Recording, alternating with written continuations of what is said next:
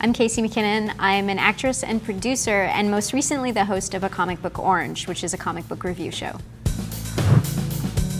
I started working in web video because I was a blogger, and I got a lot of attention for one of my blogs, and I realized, well, why don't I pump this up and make a video podcast? When I started making my video podcast, I was working full-time as a secretary to a diplomat. When I started that job, I had beautiful makeup and beautiful hair. And then by the end of the job, I would go in and I had no makeup and I looked like I'd stayed up all night because I had. Once I saw Bronco Billy, which was made by Clint Eastwood, and the moral of that story is to follow your dreams, I realized that I had to leave my job and I had to just go full force in the entertainment industry. Since then, I've got to meet Clint Eastwood. We didn't say much, but we were getting a photo taken together and he was stroking my back, like the way my father does when my father's hugging me, so it was just so sweet. And I love Clint Eastwood so much, so it was really great. My dream in life is to be on a show like Star Trek,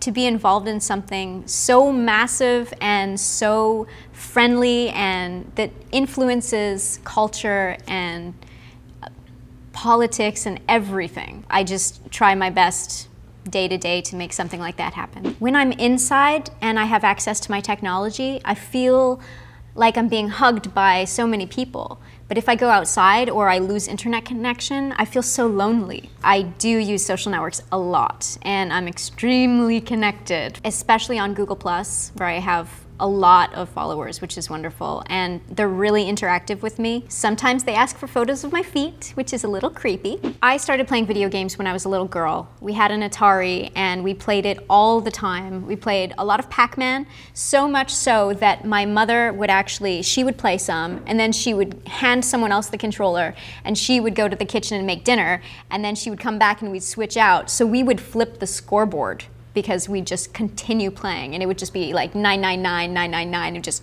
back to zero. I'm not a multiplayer gamer. I like to play on my own.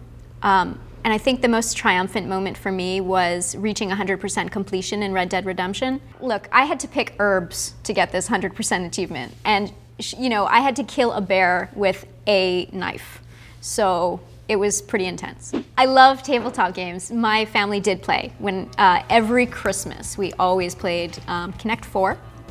And we used to play a lot of Monopoly, but I guess because I just kept kicking everyone's ass, that didn't go over so well in the long term. Gaming is my favorite hobby.